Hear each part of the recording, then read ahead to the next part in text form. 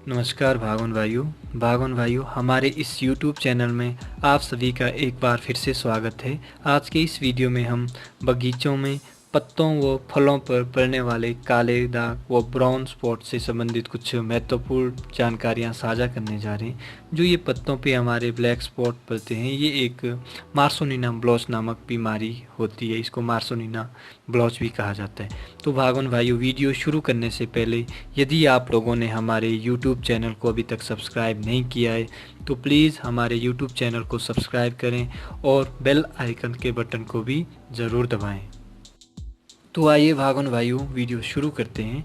जो ये black spot वाली बीमारी है भागवन भाइयों, ये मार्सोनिना ब्लॉच बीमारी होती है। यह बीमारी जो मार्सोनिना ब्लॉच बीमारी है, जो मार्सोनिना कोरोनेरिया नामक एक फंगस होता है, उसके परिणाम स्वरूप हमारे बागों में फैलती है।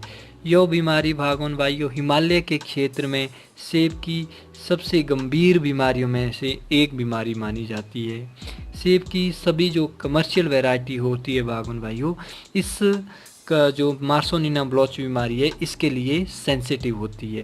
मार्सोनिना ब्लॉच के कारण होने वाली मुख्य क्षति भागवन भाइयों, फल तुड़ान से पहले ही पेड़ से पत्ते गिर जाते हैं। यही हमारे मुख्य जो क्षति होती है। जो पेड़ में पत्ते होते हैं वो पहले ही गिर जाते हैं और हार्वेस्टिंग उसके पश्चात होती है, यानी कि प्री मैच्योर लीफ फॉल आ जाता है इस बीमारी के परिणाम स्वरूप। इस फंगस से पत्तियों और फल दोनों पर काले धब्बे पड़ सकते हैं। जैसे कि मैंने पहले भी बताया भागवन भाइयों, जो ये फंगस होता है इसके परिणाम स्वरूप जो पत्ते होते हैं और जो फल होते हैं दोनों पर काले धब्बे पड़ते हैं और पत्ते समय से पहले ही गिर जाते हैं और पेड़ जो है कमज़ोर हो जाता है, क्योंकि उसको प्रॉपरली न्यूट्रिएंट्स नहीं मिल पाते हैं। तो आइए भागवन भाइयों, यहाँ पे बात करते हैं मार्सोनिना ब्लॉच नामक बीमारी के कुछ महत्वपूर्ण लक्षणों की। जो ये बीमारी होती है आमतौर पर गर्मियों में होने वाली बारिश में पत्तों के ऊपरी हिस्से में जो ब्लैक स्पॉट है भागवन भाइयों उनके साथ शुरू होती है। पत्तों का जो ऊपरी हिस्सा होता है उसमें ब्लैक या फिर ग्रे रंग के स्पॉट हमें देखने को मिलते। समय के साथ साथ जो ये स्पॉट है भागवन भाइयों, इनके किनारे लाल होने लगते हैं और धीरे धीरे ये स्पॉट बढ़ने लगते हैं, इनका आकार बढ़ने लगता है। संक्रमित हुए कई पत्ते पीले रंग में कन्वर्ट हो जाते हैं और समय से पहले ये पेड़ से गिर भी जाते हैं। पहले लक्षण के दिखने के लगभग 2 हफ्ते के बाद भागवन भाइयों पत्तों का गिरना शुरू हो जाता है। जो ये मार्सोनिना ब्लॉच नामक बीमारी होती है, यह हमारे फलों पर कम देखने को मिलती है और जो पत्ते होते हैं वहाँ पे इसके लक्षण हमें ज़्यादा देखने को मिलते हैं। फिर भी यदि भागवन भाइयों किसी भागवन भाई के बगीचे में बहुत ही ज़्यादा यह बीमारी फैली हुई है, इसका प्रकोप ज़्यादा है, तो वहाँ पे हमें यह फलों पर भी देखने को मिल सकती है। तो आइए भागवन भाइयों, यहाँ पे बात करते हैं इस बीमारी के परिणाम स्वरूप हमारे बागों में पड़ने वाले कुछ प्रभाव की। सबसे पहले तो इस बीमारी के परिणाम स्वरूप फलों की क्वालिटी और क्वांटिटी प्रभावित होती है, क्योंकि भागवन भाइयों प्री मैच्योर लीफ फॉल आ जाता है। प्री मैच्योर लीफ फॉल के परिणाम स्वरूप पौधों को न्यूट्रिएंट्स प्रॉपरली नहीं पहुंच पाते। न्यूट्रिएंट्स नहीं पहुंचते हैं तो कलर का विकास नहीं होता है, कलर का विकास भी नहीं होगा और साथ ही साथ साइज का विकास भी नहीं हो पाता है भागवन भाइयों। तो ये हमारे क्वालिटी और क्वांटिटी दोनों को प्रभावित कर लेता है।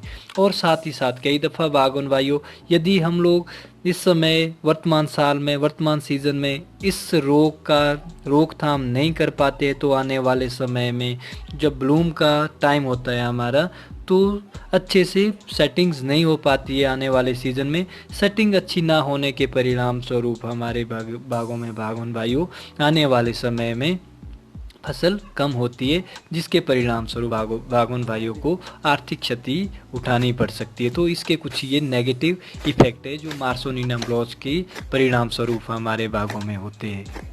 तो भागवन भाइयों, यहाँ पे बात करते हैं उपाय की। हम 2 तरह के उपायों से इसका नियंत्रण कर सकते हैं, एक रासायनिक उपाय, दूसरा गैर रासायनिक उपाय।